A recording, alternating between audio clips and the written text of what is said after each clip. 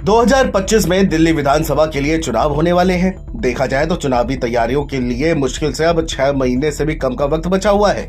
आम आदमी पार्टी के लिए सबसे बड़ी मुश्किल तो ये है कि दिल्ली के मुख्यमंत्री अरविंद केजरीवाल चुनाव कैंपेन के बाद सुप्रीम कोर्ट के आदेश के अनुसार फिर से तिहाड़ जेल पहुंच चुके हैं। दिल्ली के राउज एवेन्यू कोर्ट ने मेडिकल ग्राउंड पर अरविंद केजरीवाल की जमानत याचिका को खारिज कर दिया है। केजरीवाल ने खराब सेहत का हवाला देते हुए जांच के लिए 7 दिनों की अंतरिम जमानत की मांग की थी। कोर्ट ने ईडी की उस दलील को स्वीकार कर लिया जिसमें चुनाव प्रचार का हवाला देते हुए जमानत का विरोध किया गया था।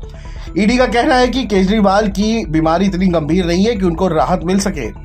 बता दें कि अदालत ने 14 दिन की न्यायिक हिरासत भी बढ़ा दी है, जिससे 19 जून तक केजरीवाल को जेल में ही रहना होगा। जांच के लिए जमानत तो नहीं मिली, लेकिन कोर्ट ने संबंधित अधिकारियों को जरूरी मेडिकल टेस्ट कराने का दिशा निर्देश जरूर जारी किया और जेल अधिकारियों को हिदायत दी कि न्यायिक हिरासत में केजरीवाल की मेडिकल जरूरतों का ध्यान रखा जाए। बता दें कि दिल्ली के लोगों ने जेल का जवाब वोट से इस बार तो नहीं दिया, लेकिन अगली बार क्या होगा, फिलहाल सबसे बड़ा सवाल यही है। केजरीवाल की आप दिल्ली की 4 सीटों पर चुनाव लड़ी थी, लेकिन सभी जगह मुंह की खानी पड़ी। दिल्ली में आम आदमी पार्टी की हार को लेकर मोटे तौर पर कम से कम 2 कारण लगते हैं जो दिल्ली के लोगों की अरविंद केजरीवाल की राजनीति से नाराजगी की बड़ी वजह हो सकते हैं। एक स्वाति मालीवाल केस और दूसरा केजरीवाल को लेकर दिल्ली के लोगों का भरोसा कम होना। पूरे चुनाव कैंपेन के दौरान केजरीवाल दिल्ली वालों से कहते रहे कि अगर वे लोग इंडिया गठबंधन के उम्मीदवारों को वोट देकर जिता दें तो उनके फिर से जेल जाने की नौबत नहीं आएगी, लेकिन दिल्ली वालों ने केजरीवाल की बातें अनसुनी कर दी और चुनाव नतीजे तो यही दर्शाते हैं।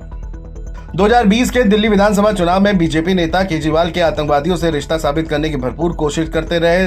तब तो केजरीवाल के एक ही बयान का ऐसा असर हुआ कि चुनाव में उनकी जीत पक्की हो गई। केजरीवाल का कहना था कि अगर दिल्ली के लोग उनको आतंकवादी मानते हैं तो बीजेपी को वोट दे दें, और 2 साल बाद पंजाब में भी केजरीवाल के खिलाफ वैसा ही कैंपेन फेल रहा। पंजाब में भी आम आदमी पार्टी सरकार बन गई और भगवंत मान को मुख्यमंत्री बनाया गया। दिल्ली में लगातार तीसरी बार सभी 7 लोकसभा सीटें जीत लेने के बाद बीजेपी के हौसले फिलहाल बुलंदी पर हैं और बीजेपी फिर से डबल इंजन की तैयारी शुरू कर चुकी है। 22 के चुनाव में एमसीडी की सत्ता से बाहर होने के बाद आम आदमी पार्टी के लिए लोकसभा चुनाव खुद दिल्ली पर पूरी तरह काबिज होने का बेहतरीन मौका था, लेकिन वह इससे चूक गया। दूसरी ओर माफी मांगने के मामले में भी केजरीवाल का कोई जवाब नहीं है। वो अपनी पहली 49 दिन की सरकार के लिए भी माफी मांग चुके हैं और उन सभी नेताओं से भी माफी मांग चुके हैं जिनके ऊपर उन्होंने कभी न कभी भ्रष्ट होने के आरोप लगाए थे। वहीं स्वाति मालीवाल केस में देखा जाए तो केजरीवाल सीधे सीधे अपने पीएस विभव कुमार का पक्ष लेते नजर आए हैं। पहले संजय सिंह का ये कहना कि केजरीवाल ने संज्ञान लिया है और एक्शन लेंगे, लेकिन बाद में केजरीवाल का ये कहना कि मालीवाल केस में 2 वर्जन है, यही बता रहा है कि वो स्वाति मालीवाल के दावों को खारिज कर रहे हैं और विभव कुमार पर पूरा एतबार कर रहे हैं।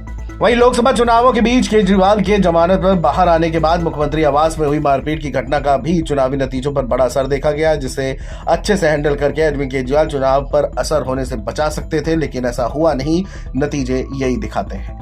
अब सवाल उठता है कि क्या अरविंद केजरीवाल को अब भी नहीं लग रहा होगा कि दिल्ली के लोग मालीवाल केस में उनके स्टैंड से नाराज हैं और क्या वो इसके लिए भी माफी मांगेंगे? क्या लोग एक बार फिर केजरीवाल को माफ कर देंगे और उन्हें सत्ता पे काबिज करेंगे? अब देखना यह होगा कि जेल से सत्ता चला रहे सीएम केजरीवाल क्या विधानसभा चुनाव लड़ पाएंगे। Video desk NBT online.